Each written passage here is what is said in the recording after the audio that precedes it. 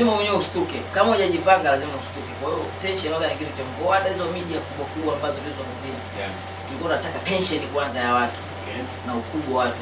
Kumbe bana wa vijana wanaweza kufanya kitu kikubwa. Ndio maana this time tulikuja tumeanzia kwanza nyumbani. Tumeanzia nyumbani ni tofauti ambapo mwanzo tulikuwa tumeanza kwa sababu kwa mara kwanza ilikuwa ndo nyimbo yetu ya kwanza. Tunatoa watu walikuwa hawajatuona ukubwa wetu, kazi yetu, watu hawana imani. Kwa ile mtu for the first time anashangaa kuona pap kwenye station kubwa, kwenye media kubwa. Lazima yeye mwenyewe aweke tension na nyie kwanza. Watu kina nani? Akambia nani mngoje kuaje yani. Yaani kwa hiyo tunataka tension kwanza. Watu wakishapata tension kubwa ya sisi na sisi ndio tutapata kuachia kazi. Na maana unaona wasanii wengi wanahangaika sana na kiki, ukafanya hichi, sio Harmonize kamrudia Kajala, sio kafanyaje. Yaani ni ile tension ambayo kitu kikitoa lazima watu wakifuatilie. Kwa hiyo siko nataka kufuatiliwa kwanza. Bado tuko na kambi ya Nyani live kupitia The Joint leo, na baada ya hao ambao wamezungumza kwa sababu mko wengi inabidi waintroduce pia wasikilizaji zako wengine au vibaya. Nilikuwa natamani hata kidogo wale wasalimie. Hamna shida. Sawa. Nianze kwanza, tunaanza kwa ngazi kubwa kwanza. Kasiani. Robaji kusema ndio kubwa. Au CEO, Chief Executive Officer. Sasa nakuja kwa mkubwa wa kazi, mtu kazi. Mzee kuzunguka na kichwa. Sogea huku kwenye mic bwana. Kidadi. Sogea kwenye mic. Kule bwana watu wakuone. Muone wewe bana iko Mikidadi. Huyu sasa ndo nani? Ameanza kazi kwa ngazi. CEO. Sasa ndo msaidizi wake. Ndo msaidizi wake. Msaidizi wake sio ambao mambo yakimshinda CEO. Msaidizi anamaliza. Msaidizi ni kama makamu sema. Makamu CEO. Ushasikia cheo? Makamu CEO ndo hizo sasa. Sema nimesikitika sana eti mambo yakimshinda CEO. Sasa wakati CEO anatingwa. Sio makamu wewe sogea makamu hapa bwana. Kwenye mic. Makamu kidogo sogea kwenye mic. Miki ni aje? Kama kawaida. Wewe jukumu lako linakuwa nini zaidi? Msaidia CEO.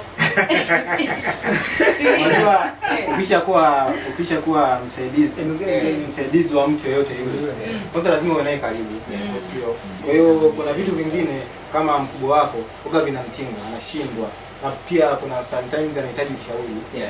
Lazima uwe naye karibu, unakuta naye changanya mambo yake, kuna mambo mengine yanajitokeza kuona anakabidhi majukumu kama hapa. Maliza wewe, mimi kidogo naomba nipumzike. Okay.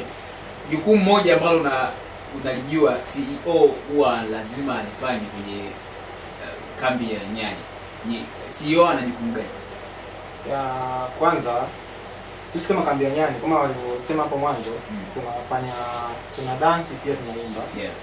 Kwa kama CEO kwanza anahakikisha kwamba timu yake ya nyuma ambayo anaiongoza kwenye upande wa dance na upande wa kuimba. Yaani atupelei. Ukisema hiyo sio unanielewa. Hakuna kitu kinapungua. Yaani nataka tuwe perfect. Akiona bana kama hivi tunaenda kwenye interview, kama CEO lazima angalie hapo labda upande wa mavazi hapo mzingua. Anahakikisha vitu vikionekana ndio kama timu ambayo iko perfect sasa. Mzuri. Tuendelee. Mwisho wa pili mdogo wake Chino anaitwa Chidi Kidi. Chidi Chino kweli au wake Chino?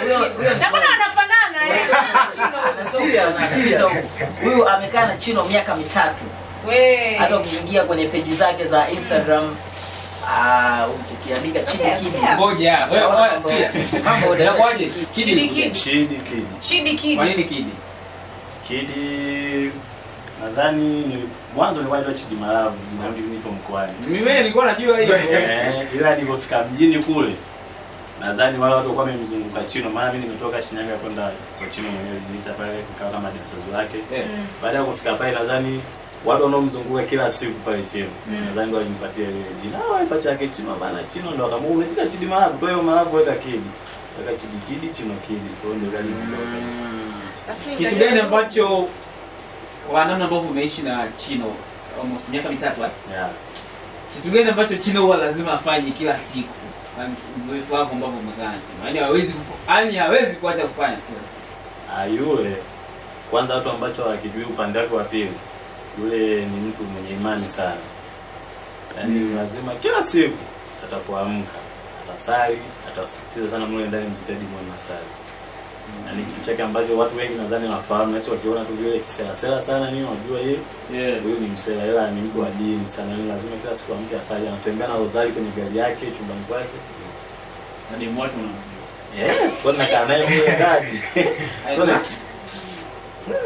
Toka nimetoka mjini kwa sababu sijajua, ila tulikuwa wakati nimemwacha ni yule Mwarabu yule Mariamu.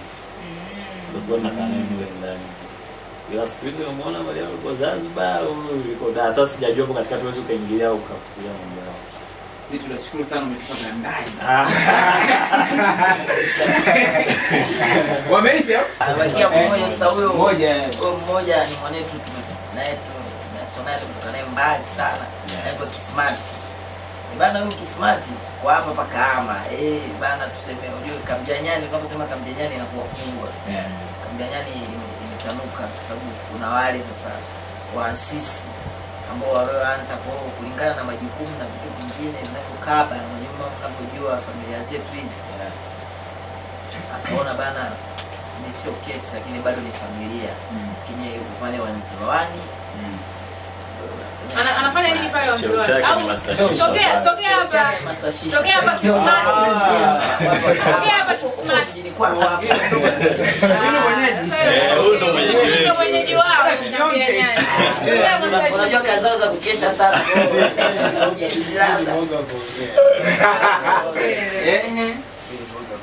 Boga gongea.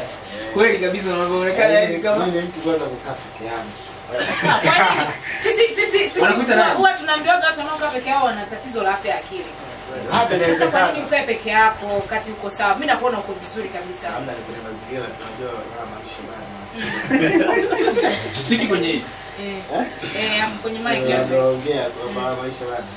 Tena kuona ni kidogo na fulani. Yaani unakuwa peke yako na maana ni tofauti. Mimi wanangu wanakubali wananiheshimu na wanaishi nao.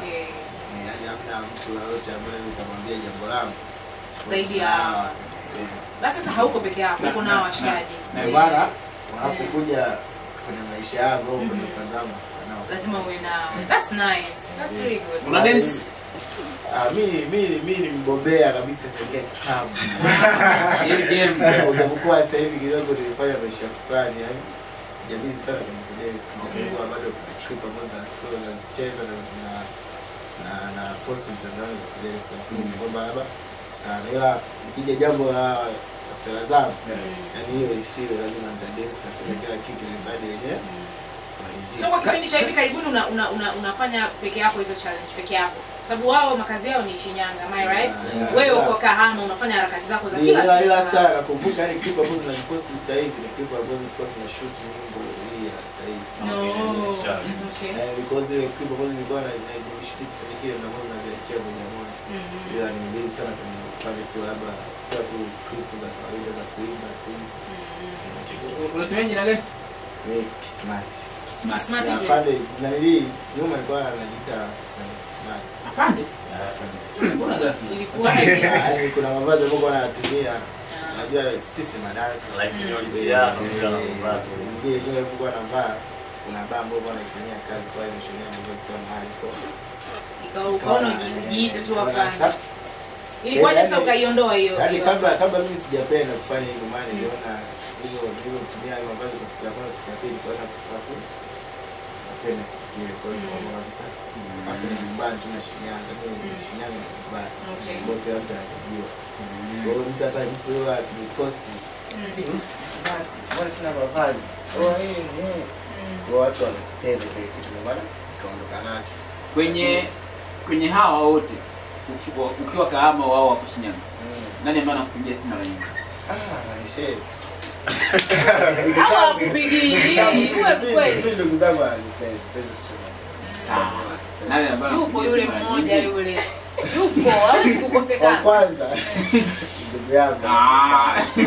Sawa. Anakea sana hayo mitindo.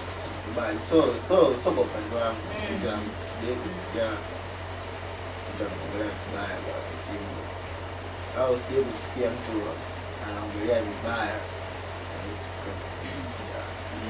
Kila mtu anaongelea kwa upande wake, lakini sana ndugu yangu hapo kidogo. Sawa. Kwa wote ni ndugu zangu. Okay. Kwa haraka kabla tukienda kusikiliza kazi ambayo pia mtaintroduce hapa vizuri. Na natamani pia ni fahamu kwa ufupi sana angalau tabia ya kila mmoja mmoja. Ni nani ambaye anachelewa kazini? Yaani kwa mfano mmeenda mnataka kushoot. Tunaitwa set hapo. Bwana, kwa upande wa kuchelewa kwenda kazini. Huyu ndugu yangu bacha. Huyu yani. Hapo si leo unachelewa. Why? Kwa mimi wa sanaa na kiongozi wa kazi. Mimi Ni majukumu. Mimi nauza shisha au tuseme mimi ni kiongozi wa shote labda mimi meneja wa shisha nisimamia shisha. Okay. Kwanza mimi kwa ndani. Kwa hiyo na vijana watatu ambao wanafanya nyuma ambao ni vijana wangu. Kwa hiyo mwenyewe kuna muda kwa mfano hata leo nitoka kazini saa 2 asubuhi. Sasa hivi niko hapa. Sasa hivi saa 10 niko hapa. Kwa hiyo nikitoka hapa lazima tena maskani nitalala hadi saa 2. Kwa hiyo nikishafika maskani nitatuma message saa 12 jana tumeenda au saa 1 kamili jana tumeenda. Ndio sio anapofanya mwanangu. Kwa hiyo natumia kile cheo cha uongozi. Basi ametusaidia. Ndaweka wazi. Kwa hiyo sababu ni kiongozi. Unachelewa. Sio kuchelewa. Okay.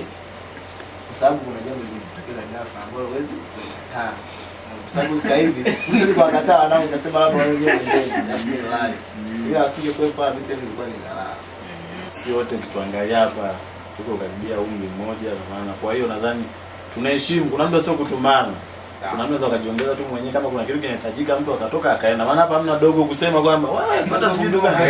Kuna dogo kumtoa mandazi wote tuko ni kimoja. Ni nani ambaye anasimulia sana mahusiano yake, anaweka wazi sana? Mwanangu wangu hivi na hivi yani. Lazima aongee yake. Ndugu yangu bayo wewe. Anamalizia sana demu wake. Sana. Kwenye ana tamu na chungu nyingi. Chungu ni nyingi kuliko tamu kwenye uhusiano lake. Alafu ndo artist. Yaani anatamani leo kesho niseme tuanze kuimba ngoma za kuumizwa. Mtu ambaye ni msiri. Msiri, msiri pia ni nani? Ndugu yangu yule Meki. Yule bwana. Mwanzo mkakaa naye. Mtu wa kodi sana. Mtu wa kodi sana. Baba kugundua jambo lake. Kwa mitindo naweza nikasema kitu. Kuna watu kushakuwa star. Kiongozi kushakuwa